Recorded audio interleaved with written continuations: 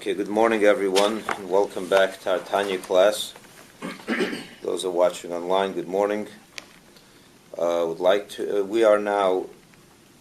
finished chapter 10 last week, and we're going to start today chapter 11.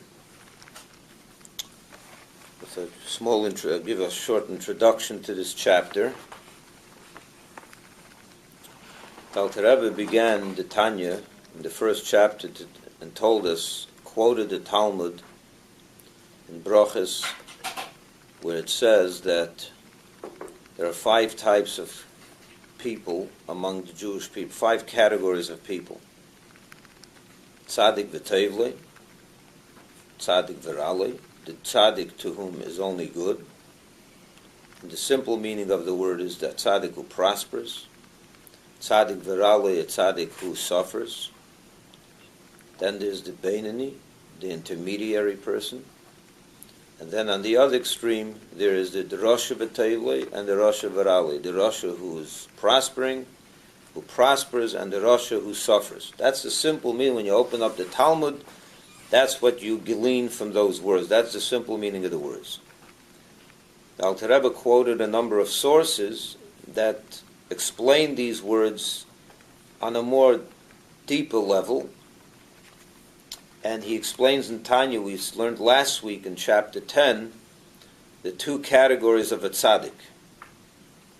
Usually, and he said this in chapter 1 as well, again in Talmud and in halachic sources, what are the 3 categories of righteous, the tzaddik, the holy righteous, the Beinoni, the intermediary, and the Rasha, the sinful? That's someone who has more mitzvahs than sins is called a tzaddik. Someone who has more sins than mitzvahs is called a rasha, a sinful person. And someone that has half and half is called a Beinoni.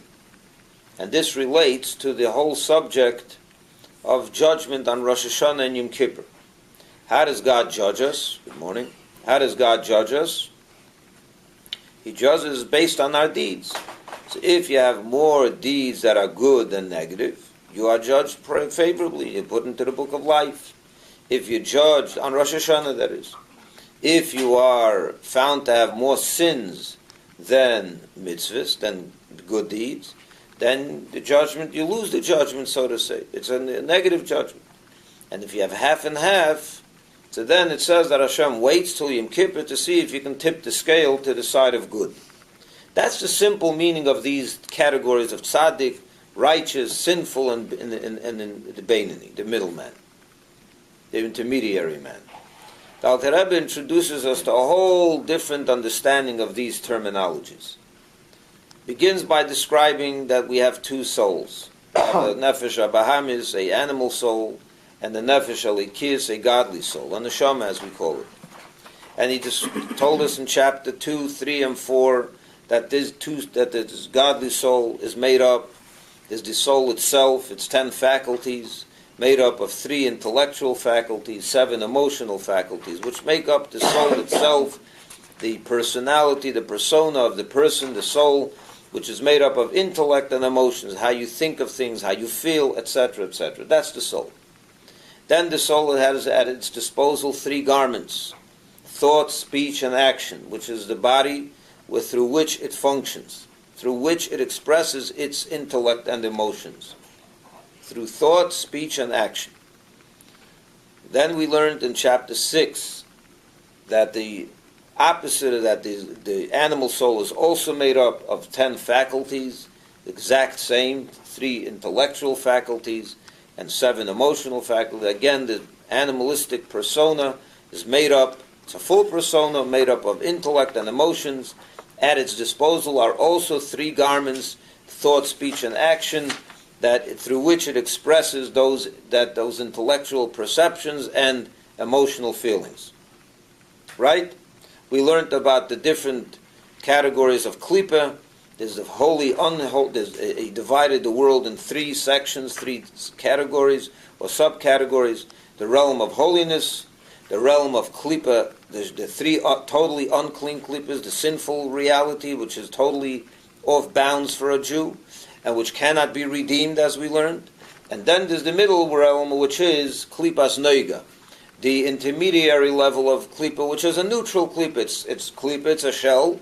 It's a husk, it covers up the godly reality in the world, but it can be redeemed and brought up to the level of holiness. And most of the world is in that third category. Most of the physical world is in that category.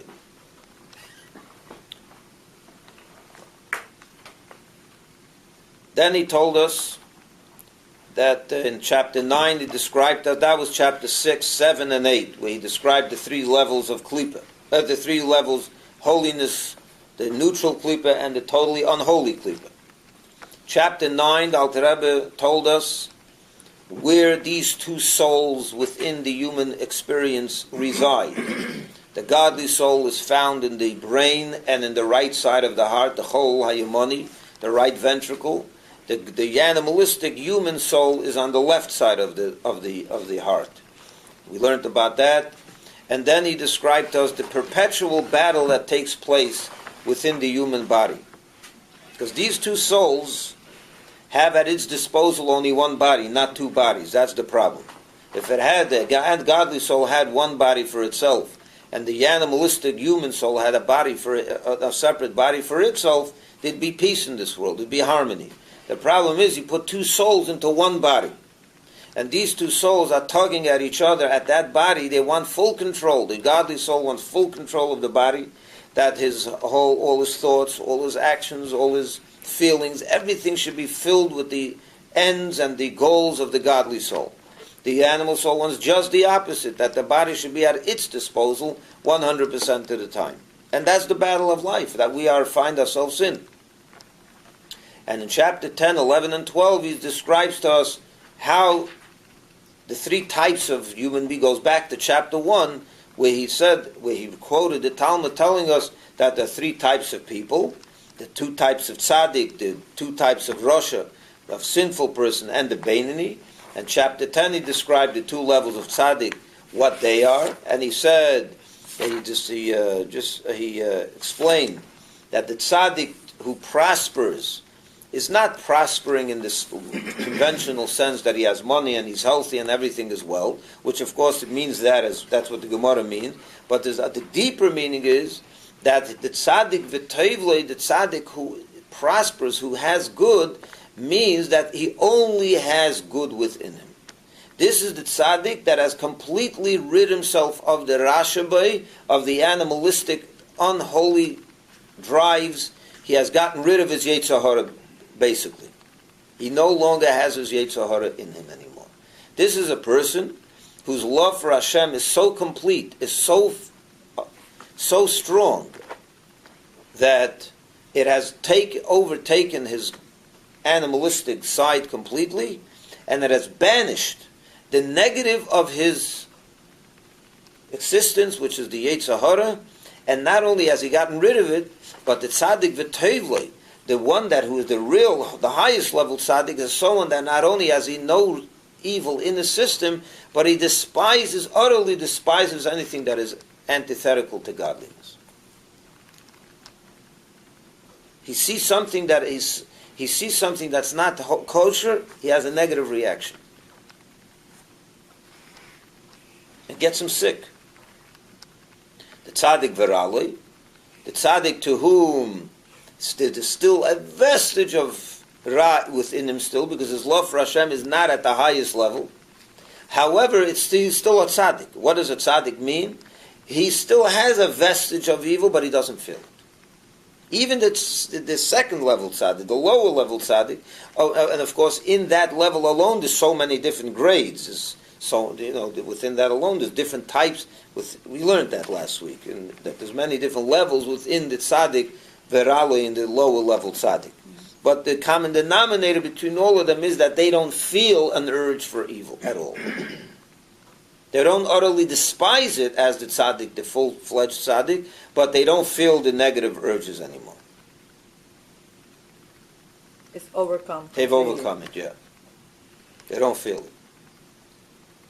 It hasn't been transformed to good yet, but he doesn't feel it anymore. The tzaddik, v'toivle, has transformed his negative, his animalistic soul became an ally of his godly soul. The nefesh habahamis by him also loves Hashem and is driven towards godly pursuits. The tzaddik v'raloi may not be experiencing such a transformation, but his negative, he doesn't have the struggles anymore of negative temptations and negative passions which he has to overcome. That's the person who has a complete heart for God with a pure love. That's the highest. That's the highest, yeah. Yeah, that's what we learn. In today's chapter, chapter 11, he's going to describe to us the two levels of Rasha. In other words, these categories, the Alter Rebbe is taking it away from the behavioral level and taking it into to the soul level, meaning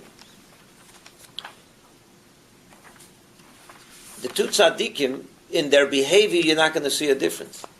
You're not going to see a difference in their behavior.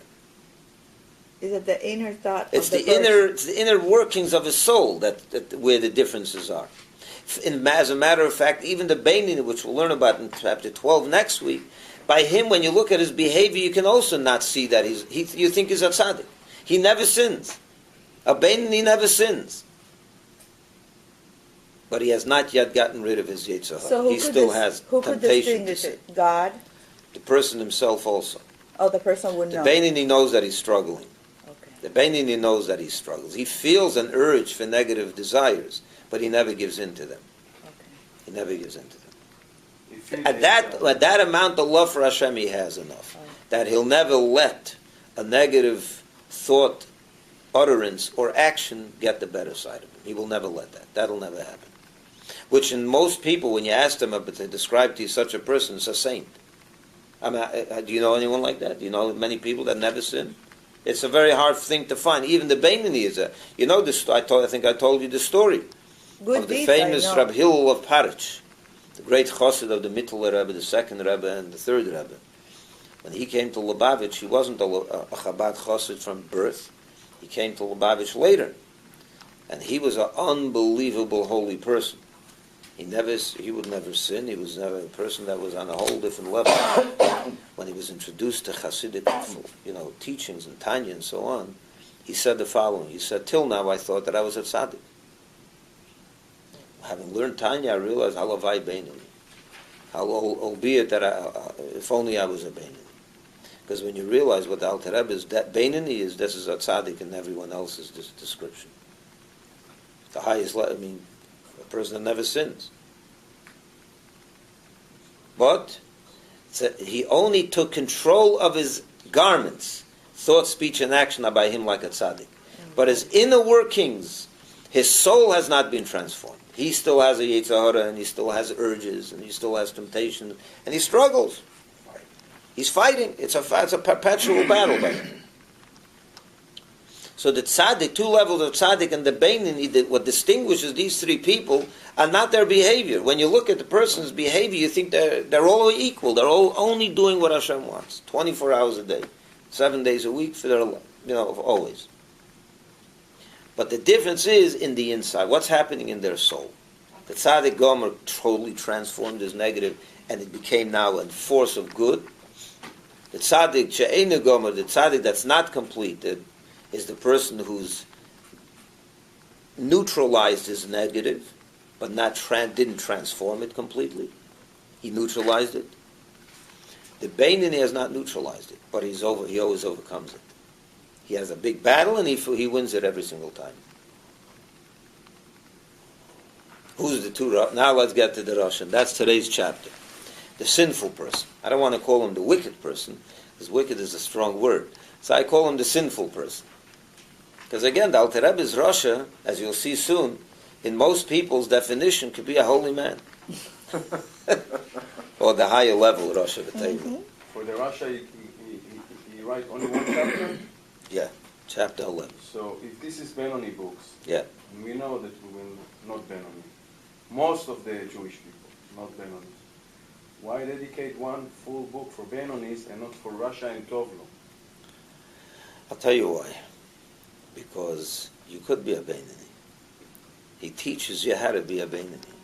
Because that's the midas kol adam. That's the level of the Beinoni is available to every single human being. And I already told you before that if you can't be a Beinoni fully, you can be a Beinoni in certain things, and that's the challenge. We'll talk about that in chapter 12 and the rest of the chapter, of the Tanya talks is really the book of the Beinoni. He dedicates 2 chapters, 10 and 11, to tell you what is a tzaddik and what is a rasha. But the book is written for the Beinoni, which is available to every single human being. So let's go into chapter 11 now. Quotes a verse in Isaiah. A verse in. Where is this? Ecclesiastes and Kehelis. One is opposite the other. You have 2 levels of tzaddik, right? And opposite that, you have the 2 levels of rasha. The wicked man who prospers is antithetical to the righteous man who suffers. In other words, the totally unholy rasha is the antithetical of the totally holy tzaddik. Right. The not complete rasha is the opposite of the not complete tzaddik. Okay. So that's what he's saying over here. The wicked man who prospers, which is not that's not the complete rasha, is antithetical. The other side is the opposite of the righteous man who suffers, who's not the absolute tzaddik either. Okay. That is to say, begins to explain. The goodness that is in his divine soul, which is in his brain and in the right part of his heart, as we learned in chapter 9. That's where the godly soul is, within the body, is subservient to and nullified by the evil of the klipa that is in the left part. Do you remember what we said about the tzaddik? Why is the tzaddik called tzaddik vera loy? The tzaddik who has bad. So he explained in chapter 10 that is tzaddik vera, the negative, the evil within him is kofu v'botel loy, is nullified to him. In other words, yes, he has bad, but it's loy. It's completely under his control. He has neutralized it. Right? There's a vestige of the negative still there, but he has total control of it. It doesn't bother him anymore. It's loy. It's nullified to him. Nullified to the incredible amount of good. Right? The rasha. Let's talk about the rasha v'toiv, which is the not complete rasha. This is a rasha. His negative, meaning on the contrary, his good toiv is loy. He has good, but it is subservient to the bad. What does that mean? You get it? You follow? Okay. What does that mean? This type 2 is subdivided into myriads of degrees which differ in respect of the extent and manner of the nullification of subservience of the good to the bad, God forbid. There's many levels within this level tzaddik. There's someone who once a day allows his negative to overtake his good. There's someone that every hour he falls through in a sin. There's some people that every 5 minutes they fall through in a sin. There's some people that once a year they'll sin, and not more. So there's many different levels when the bad overtakes the good.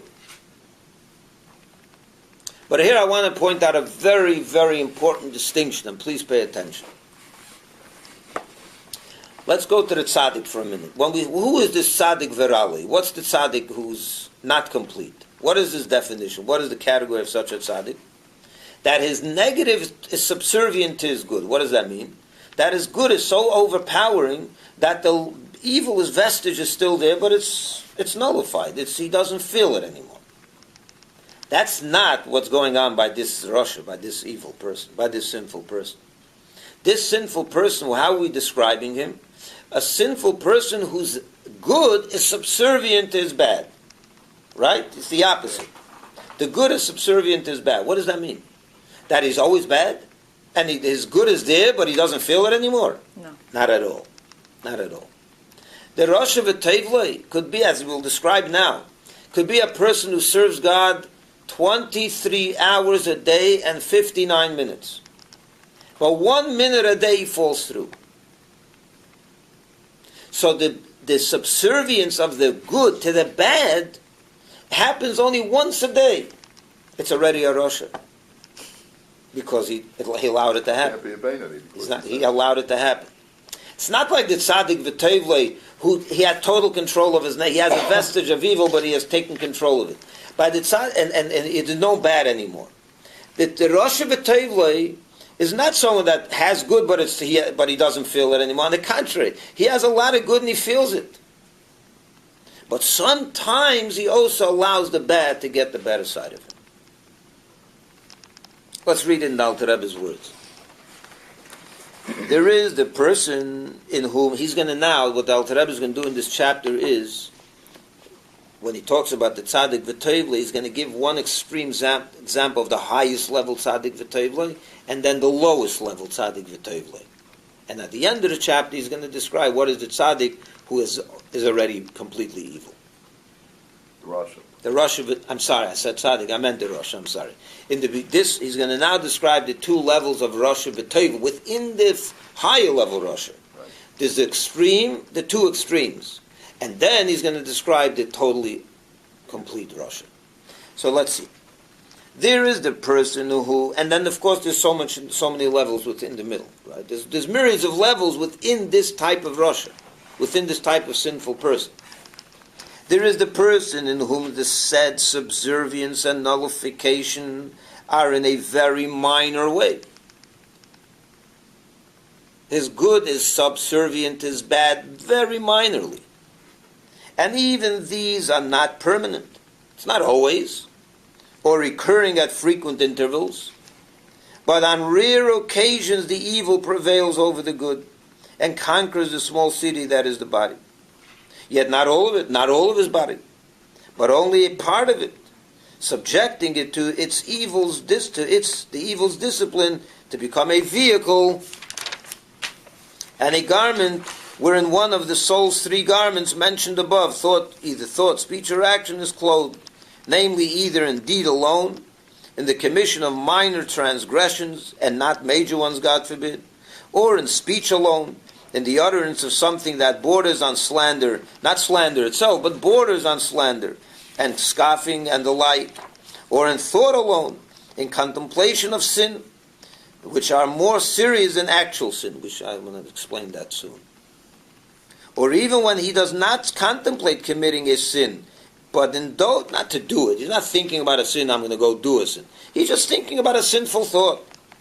For example, he gives but indulges in contemplation of the carnal union between male and female in general, whereby he is guilty of violating the admonition of the Torah, keep thee from every wicked thing, meaning that one must not harbor impure fancies by day.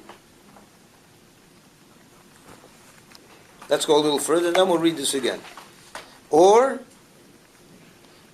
when it is a fitting time to study the Torah, but he turns to his heart to vain things, as we have learned in the Mishnah in Pirkei Avos, in the ethics of our fathers, he that wakes in the night, or he that walks alone by the way, and turns his heart to vanity, is guilty against his own soul. That alone is already a guilty. You could have learned, and you wasted your time. For by reason of any one of these things, and their like, he is called wicked at such time, that the evil in his nefesh prevails over him, clothing itself in his body, inducing it to sin and failing and defiling it. What the Alter Rebbe said over here is as follows.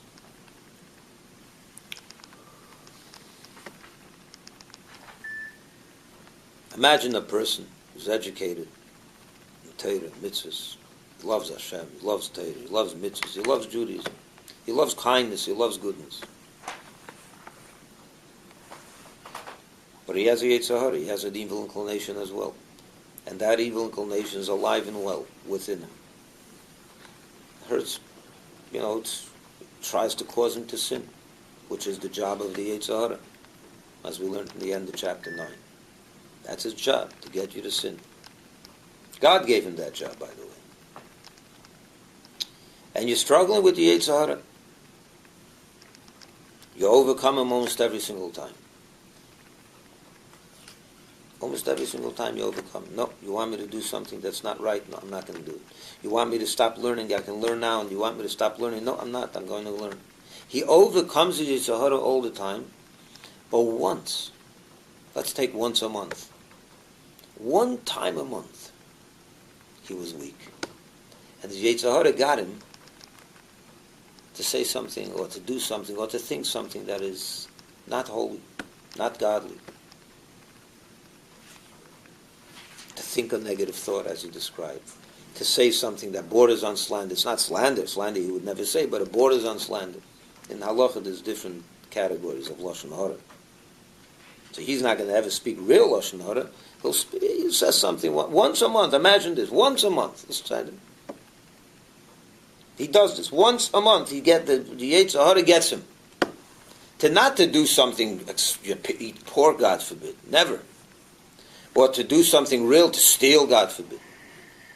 He gets him to do something very minor. Gets him to say something that is not holy, a small thing.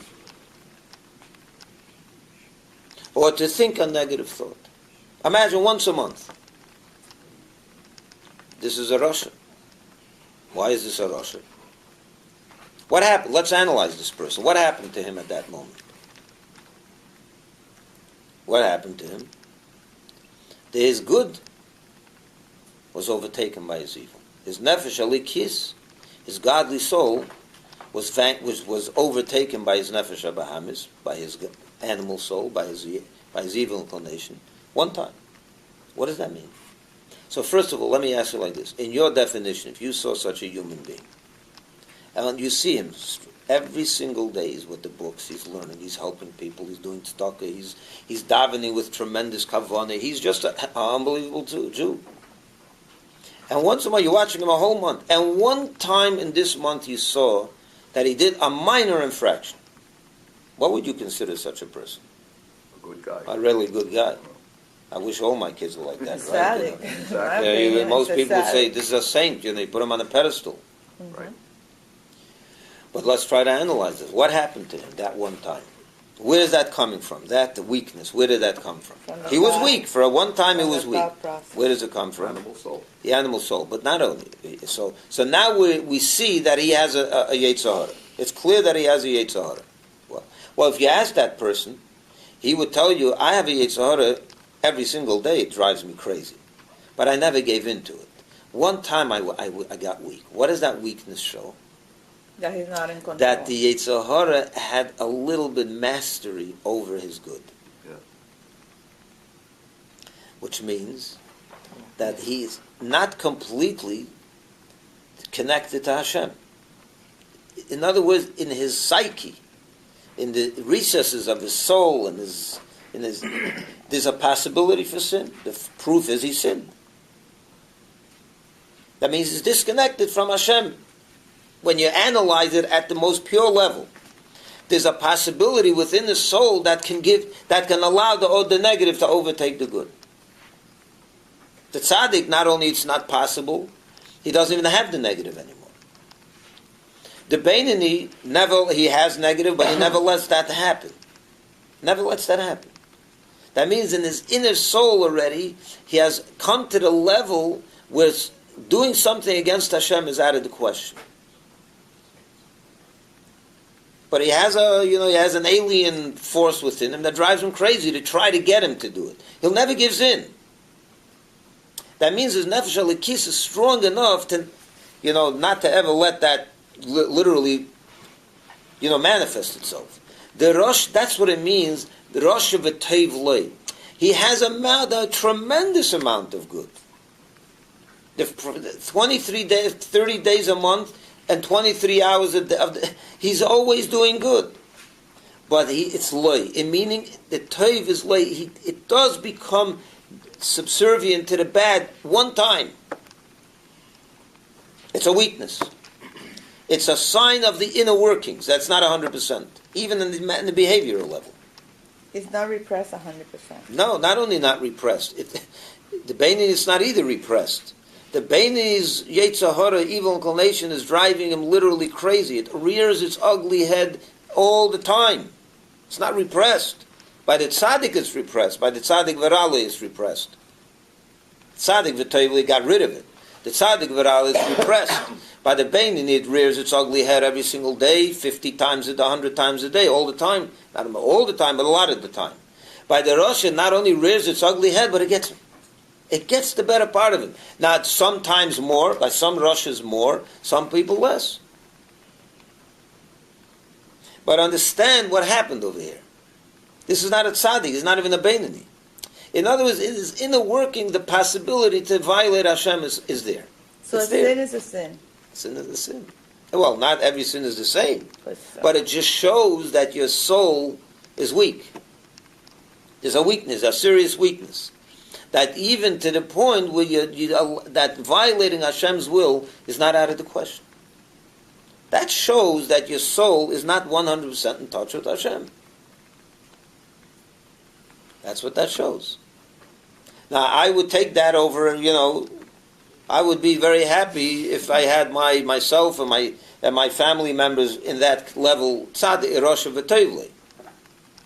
But the Alter Rebbe is not talking about what makes you happy. He's talking about, he's analyzing, he's putting you under a microscope, he's putting you under, he's putting you through an X-ray, and he's examining what kind of soul is this person have. What's the inner workings of this human being? And he's telling you that if even once you sin, that means that you're not totally out of the realm of sin. That means that your soul is weak. That it has the ability to ignore God. It's a serious flaw. It puts you in the category of a Rosh, of a sinful person. Even once. You're right, it's only once, but it's once. It's once too many.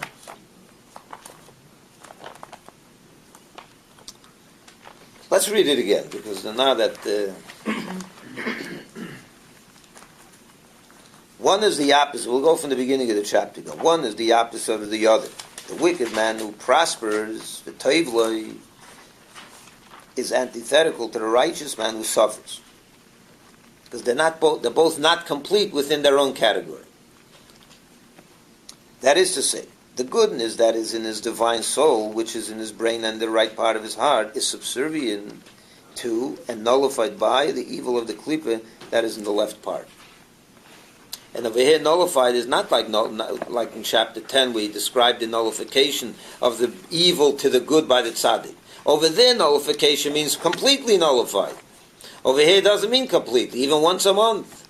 But it's nullified that one time a month. This type, too, is subdivided into myriads of degrees, which differ in respect to the extent and manner of the nullification and subservience of the good to the bad, God forbid. There's many different levels. There is the person, now we're describing the highest level of Rosh Hashanah. There is the person to whom the said subservience and nullification are in a very minor way. And even these are not permanent or recurring at frequent intervals. But on rare occasions, the evil prevails over the good and conquers the small city that is the body. Yet, not even all the body. It doesn't take you to the mouth, one time a month, the mouth, just the mouth, or just the thought, or just the deed. Yet not all of it, but only a part of it, subjecting it to the evil's discipline, to become a vehicle and a garment wherein one of the soul's three garments, mentioned above, either thought, speech, or action, is clothed, namely either in deed alone, in the commission of a minor transgression, and not the major ones, God forbid, or in speech alone, in the utterance of something that borders on slander and scoffing and the like, or in the thought alone, in contemplations of sin, which are more serious than actual sin, or even when he does not contemplate committing a sin, but indulges indulges in contemplation of the carnal union between male and female in general, whereby he is guilty of violating the admonition of the Torah, keep thee from every wicked thing. Don't even think about these things, because that will lead to who knows what that will lead to. You're already guilty. Yeah. Meaning that one must not harbor impure fancies by day. Or, when it is a fitting time to start, till now he was talking about cases where he does something negative. Now he turns to saying maybe you're not doing negative, but you're not doing what you should do. You're thinking about it.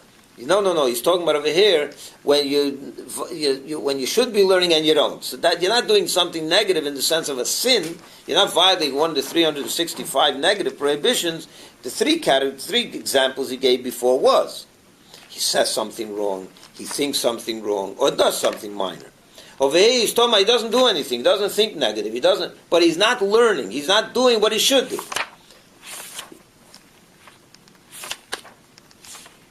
Where are we? Or when it is a fitting time to study Torah, but he turns his heart to vain things, he's talking politics, or whatever it is, As we have learned in the Mishnah in Ovis, in the ethics of our fathers, he that wakes in the night, he's up at night, or he walks alone, and by the way, he's walking alone, and what should you do when you're thinking, when you're walking? Meditate on God. Think about something positive, and he doesn't. He and turns his heart to vanity. Not vanity doesn't mean evil. Just whatever. He's looking at the tree. Oh, what a nice tree. It's nothing, it's nothing harmful, but you could be saying words of Mishnah, you can be saying words of Torah, you can be thinking about something positive. When's the next time you can do a good deed to someone? And you're thinking about some things, latest thing Trump said. Or whatever, politics, whatever it may be. And turns his heart to vanity, he's guilty against his own soul. That's already a serious problem. For by reason of any one of all these things, and the like, he is called wicked at such time, that the evil in his nefesh prevails over him, clothing itself in his body, inducing it to sin and defiling it. So that's the Tzadik V'Rale, the Tzadik V'Toivle, the first one category of Tzadik V'Toivle. He mentioned over here that thoughts of sin are sometimes worse than sin itself. So the truth is, we learned already this in chapter 8. He mentioned it also. Because when you sin, obviously, Amaisa, the deed is, we count what goes on in the action, obviously. What about God? I'm talking about God. God counts what you did, not so much. Your thoughts? It counts your thoughts also. In other words, there's two things here. When you're measuring the person, what did you do in this world? So if you think about sinning, but you never sin, so that's not as bad as actually sinning. Oh, okay. But what Alter Rebbe is going into the soul itself, what's happening within the soul? When your hands do a sin, it's already got you, your hands did something wrong. That's bad. But imagine Yitzhahara gets you and your mind thinks of sin. Which is worse? What part of you is being defiled with klipa? The hands or the brain? Which would you rather? The brain. When you're talking about the inner the inner dimension of the human being, the inner workings, when you defile your mind, you defile a much more sensitive part of your existence.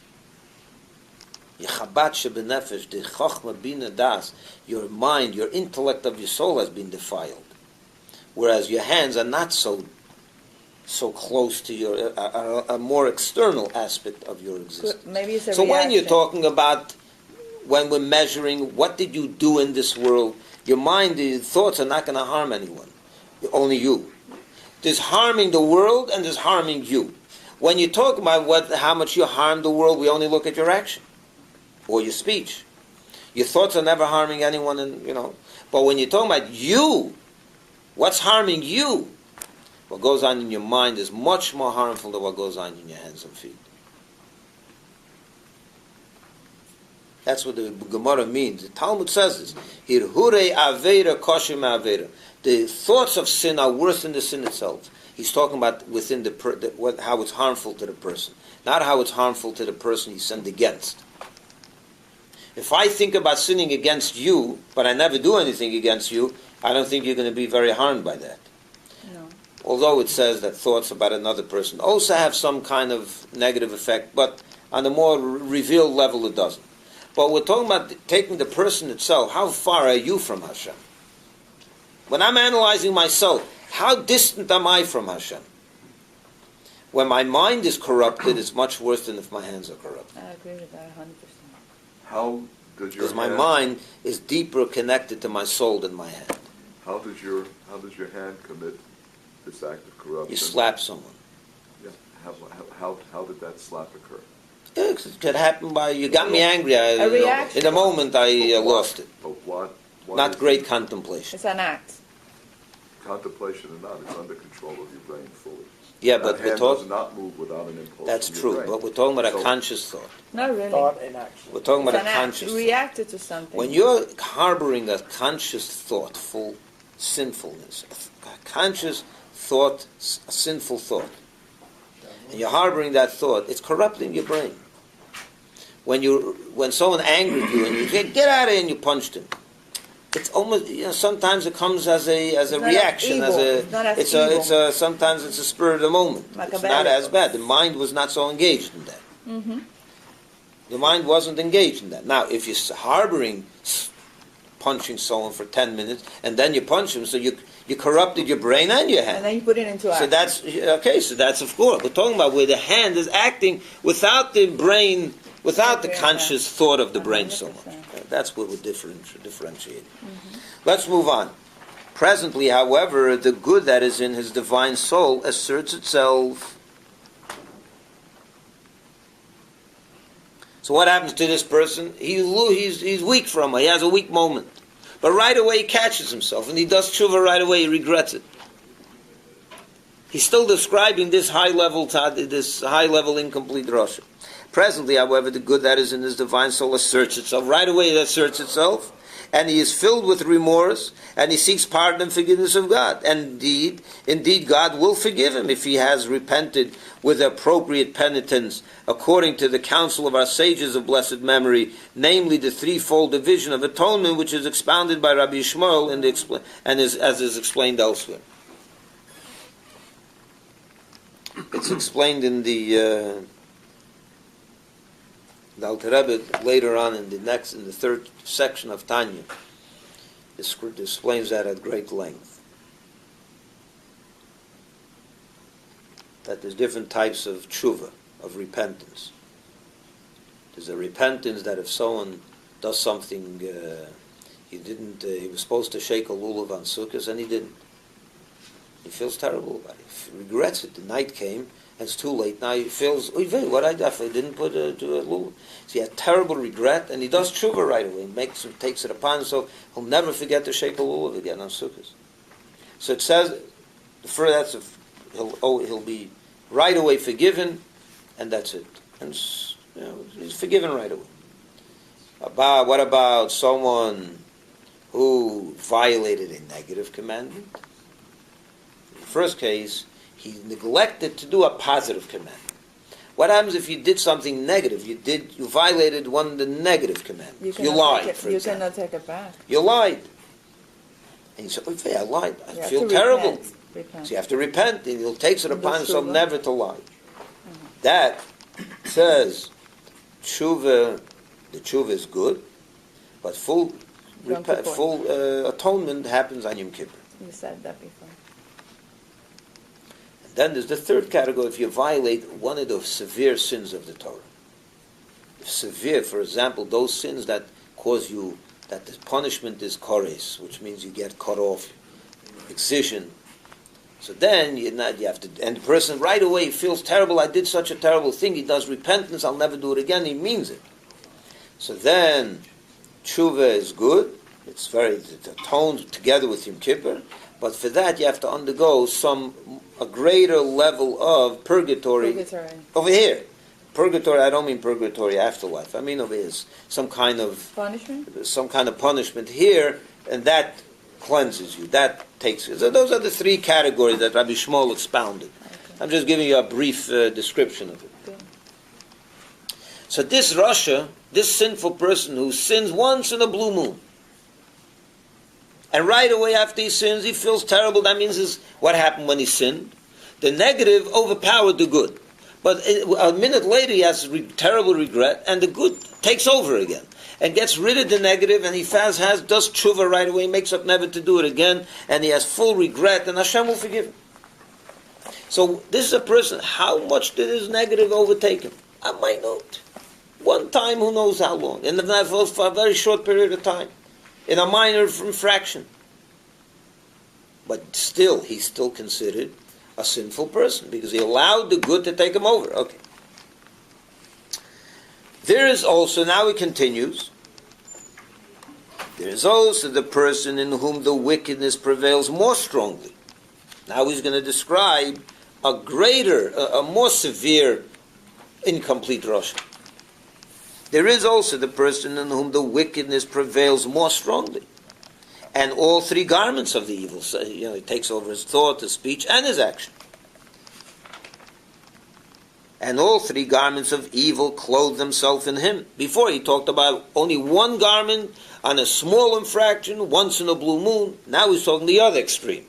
That this is the next, then you have a person who allows his negative to take over all of his three garments, and very often, right, causing him to commit more heinous and more frequent sins, more severe sins, and more frequent sins. But I would think that this is probably describing most of all of us, Absolutely. right? However, what makes us incomplete Roshoim? Why we still considered Rosh V'Toivlei, the good, that he still has good? Remorse. Because what happens after you sin? Even a serious sin. You feel bad. You feel regret. What happened? What's regret? What does regret mean? Why do you feel regret? Because you realize that, because you, at the core, you're connected to Hashem. You fail. And you feel bad about that, having done something against God, against your neshama, against your soul. So your good still overpowers, but sometimes not enough. A lot of people, they do terrible sins, very heinous sins, but they still have regret. But the regret is not strong enough to get them to stop doing it. Tomorrow morning, they're at it again. They fail again. So you tell me the regret yesterday wasn't real? No, he really regretted it. But the regret is not strong enough. In other words, the evil of his Yetzer Hara is strong. The evil of his Yetzer Hara is very strong. He cannot control it. He doesn't have control over it. So why is he still considered good? Why is he still a Rosh V'Toivlei? Because his soul does wake him up to feel regret at least. It's not strong enough. The negative is so overpowered, is so strong with him, that even those regrets are only regrets. They don't really get him to stop doing the sin. But there is regret, and there is unsincere regret. Rishoyim aleim charotes. Rishoyim are full of regret. They're always regretting. Because they're always sinning and they're always regretting.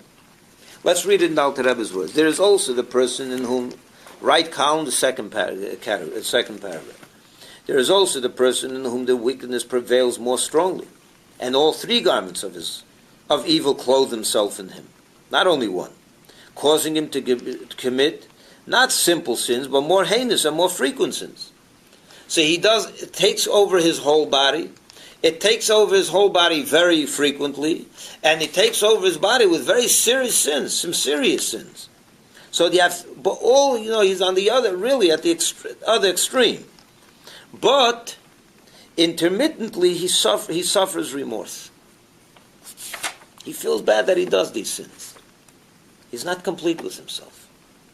And thoughts of repentance enter his mind. From the quality of good that is in his soul. His nefesh havelikis is still there. That gathers strength now and then. It musters up the strength to feel remorse over those things. However, he has not enough strength to vanquish the evil so as to rid himself entirely of his sins and be as one who confesses and abandons his evil. There's a person that confesses, he regrets, and he resolves to never do it again, and he doesn't do it again. This person doesn't have the strength to get him to the point where he confesses, and he leaves it, he doesn't do it again. No, tomorrow morning he did it again. He repents, but he continues doing the same Which means that the repentance, although it may be serious at the moment, but it's not strong enough. His negative is too strong to overcome. So what happens in this person, he's governed by his negative, he's governed by his Yetzer Hara, but his Yetzer Tov, his Nefesh Elikis, his godly soul, wakes up once in a while. and reminds him, wait a minute, this is not good. And he's convinced, and he recognizes that it's not good. After every time he does a heinous sin, he feels very bad. Because the Yetzer Nefesh Elokis wakes up. But it's there, but it doesn't have, it's not stronger. This side is stronger. It's not strong enough to get him to really forsake and give up sinning to that degree. So what can you do? Wait a minute. However, he has not enough strength to vanquish the evil so as to rid himself entirely of his sins and be as one who confesses and abandons his evil ways once and for all. Concerning such a person, the rabbis of blessed memory have said, the wicked are full of remorse. They're always in remorse because they're always sinning. These represent the majority of the wicked, in whose soul still lingers some good. Most Rishoyim are in the level of Rosh V'Tevle. They still have good. And there's thousands and myriads of levels within this. Some people are good, where it gets them to give up some sins, not all sins.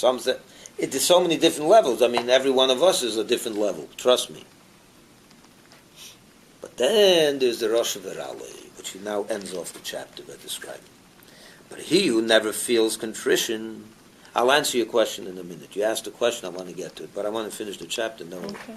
But he who never feels contrition, imagine a person sins, never feels bad about it. And in whose mind no thoughts of repentance at all ever enter, is called the wicked who suffers. Rosh V'Rale. Because his evil is all he knows. For the evil that is in his soul has alone remained in him, having so prevailed over the good that the latter has already departed from within him. And there's the key word. I'll explain in a minute. Standing aloof. Even the Rosh V'Rale, what is this? What's the Alter Rebbe saying? That he's the opposite of the Tzadik V'Tevle, right? The Tzadik who's fully Tzadik. What's the category of a Tzadik V'Tevle who got rid of his evil? Are you telling me that the Rosh V'Rale has gotten rid of his good? God forbid. There's no such a thing. A Yid is always a Yid. Why? The Gemara says, Yisroel, a Jew, even though he sins, Yisroel, he's still a Yid. Why? He's still Jewish. Why is he? By account of what? The fact that he has his neshama. He still has a godly soul within him. The problem is it's completely dormant. It doesn't have any strength within it to overcome this person. It doesn't even have remorse anymore. But you never get rid of your neshama. Your neshama is always there. And the hope is, even such a Jew, when you test him,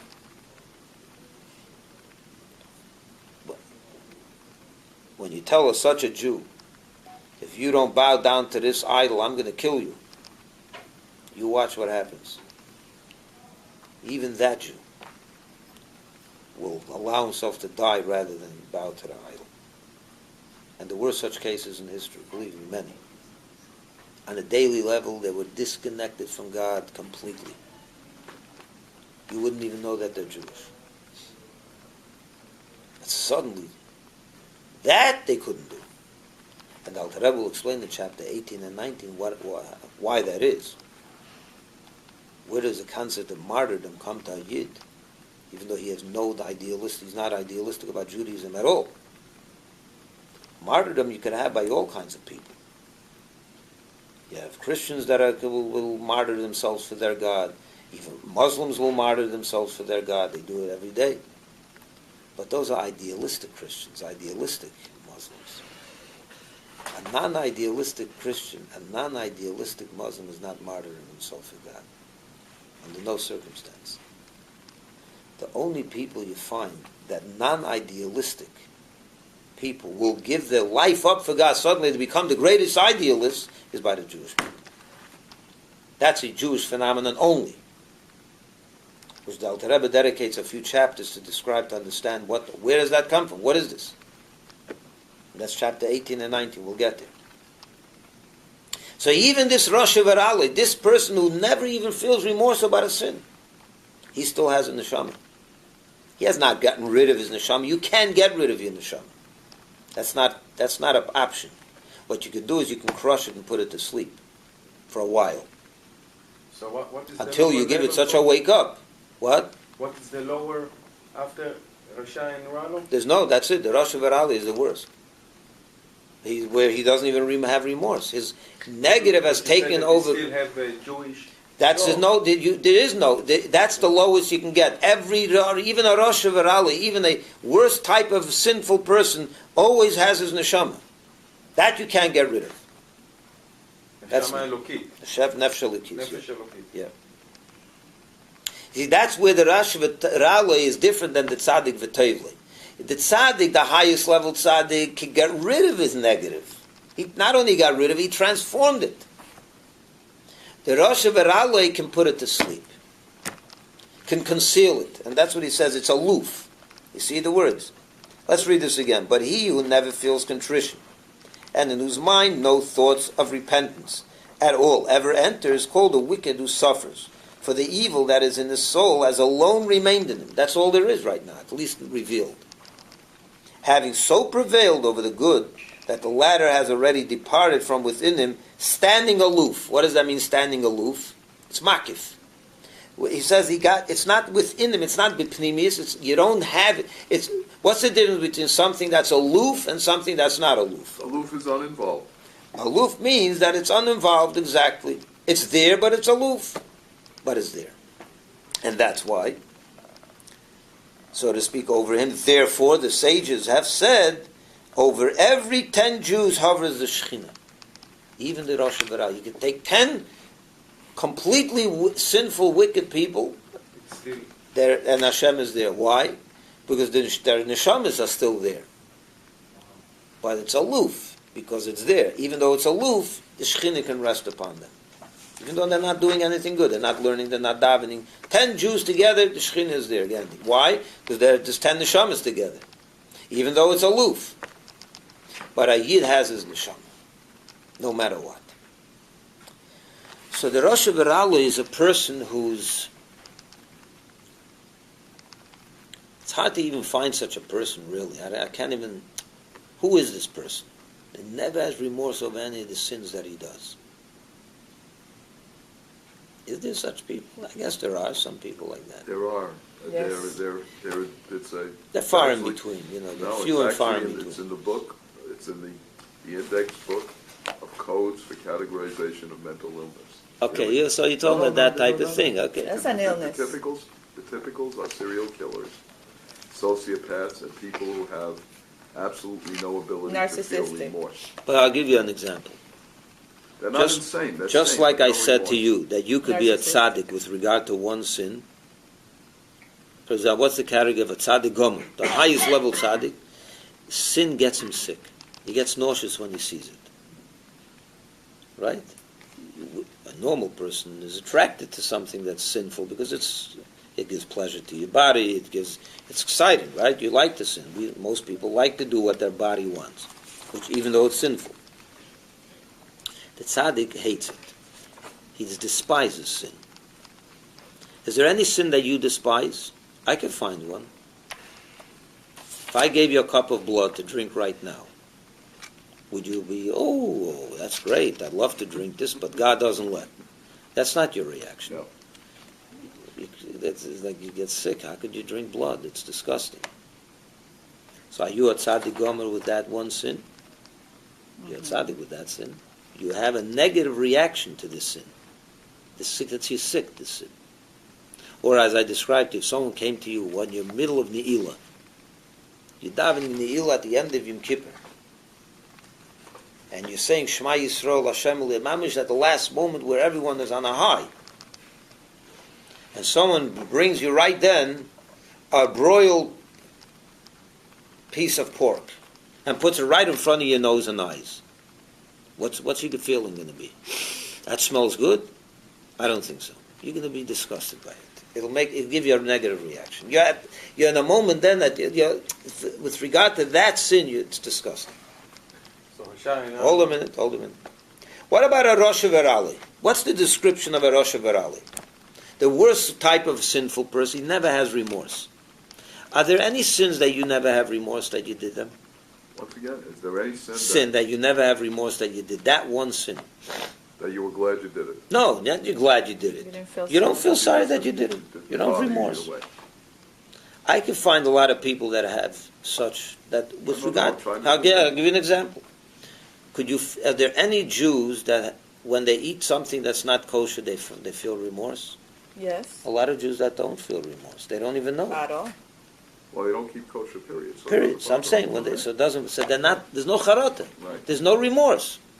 At least in the revealed remorse.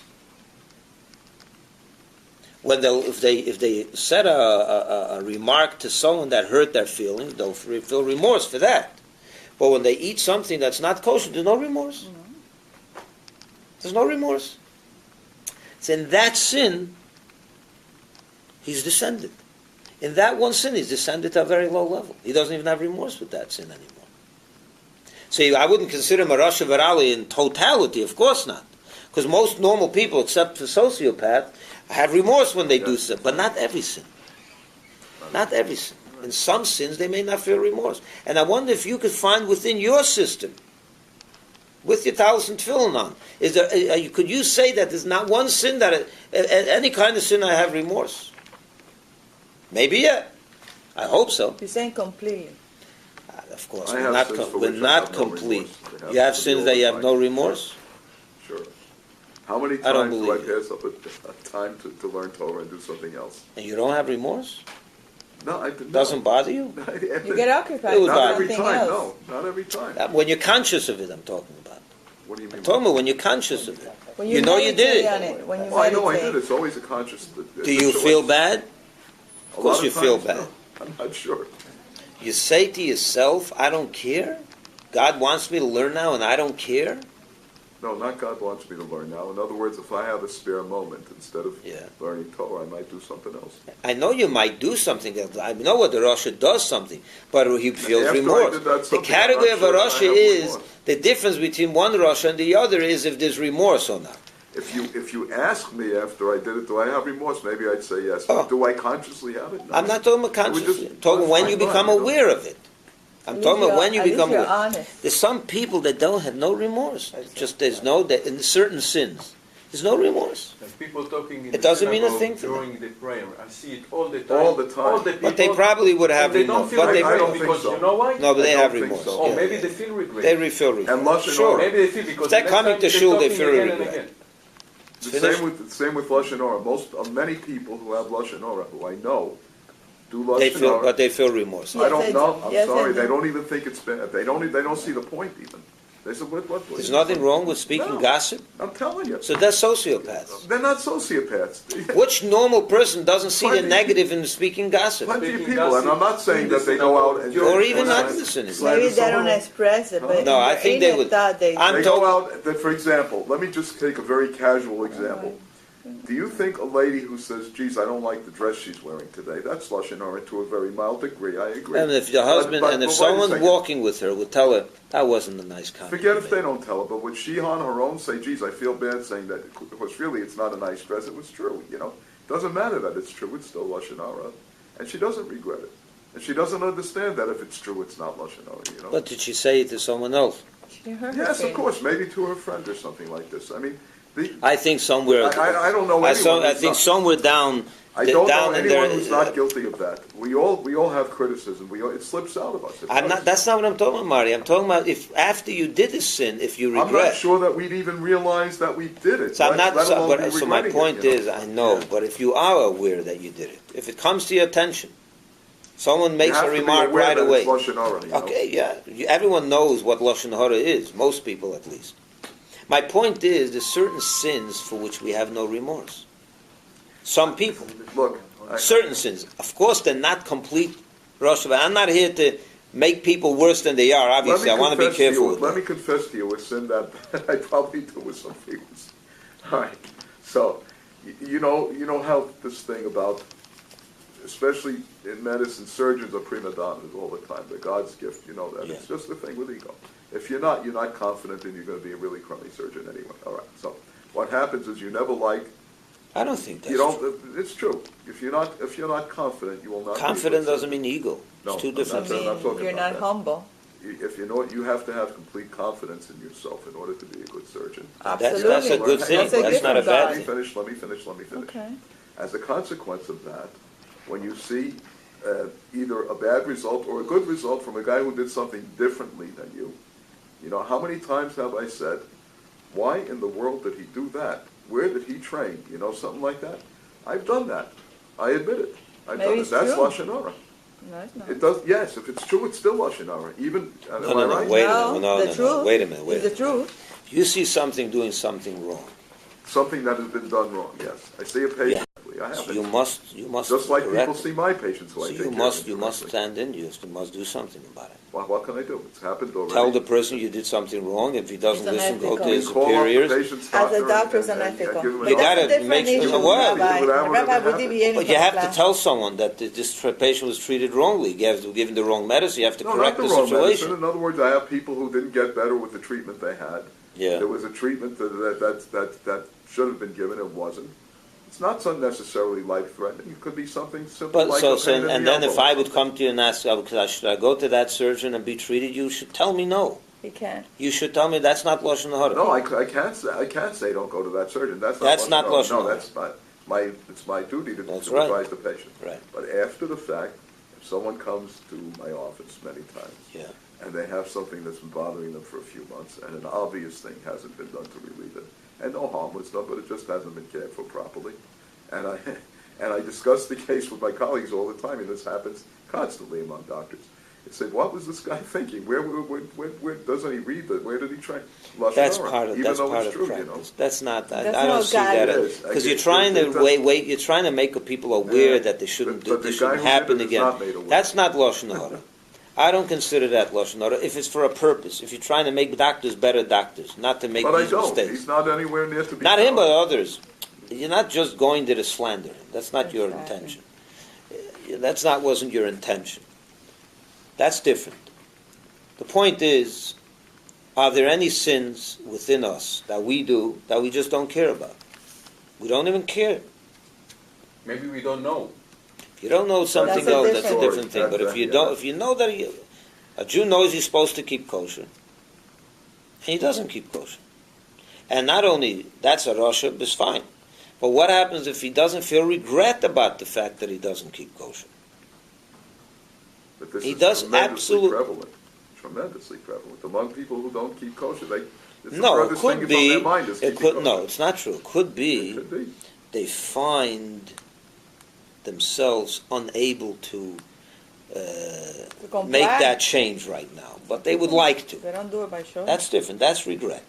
But In other words, they you like feel to my make a wife change. is not up there, she's not ready, I don't know what it means yet, I'm not there, let me take strides, let me take baby steps. That's regret. I'm not ready to regret it to the point where I'm going to become kosher tomorrow. That Alter Rebbe described that. They have regret, but it's not strong enough to get them to make sure never to do it again. That's a Rosh V'Toivloi. There is regret. I'm talking about people, I just don't regret care. for anything. I don't care. For anything, for any No, mitzvah? certain or for mitzvahs. Certain mitzvahs. There are such So people. it's still a Shain Tovlo. Yeah, Because but he right, regret on different 100%. But with that one mitzvah, it could be that you're in the. I just like by the Tzadik, Oh, the okay, table, I see I what you chose mean. one mitzvah, In this say mitzvah in is this Rashan mitzvah, Rana. Yeah. that's a, and that See we what should you work mean. on. We should work on not being a Rosh Hashanah in any mitzvah. You see. Wow. I see what you mean. Not that we shouldn't become. No. We shouldn't even regret doing something wrong. And maybe I can't change it, but I shouldn't even regret. That's a terrible thing. That's a good ambition. So the When I- regret is a big part of it. Yeah, because that's what takes you out of the category of a complete Russia and puts you in the category of an incomplete Russia. Well, By the way, regret is The regret. thought. It's in the mind. It's not You understand what I'm action saying? also. Yes. At least right, that right, we you should have to have. feel sorry. When you do something wrong, feel sorry.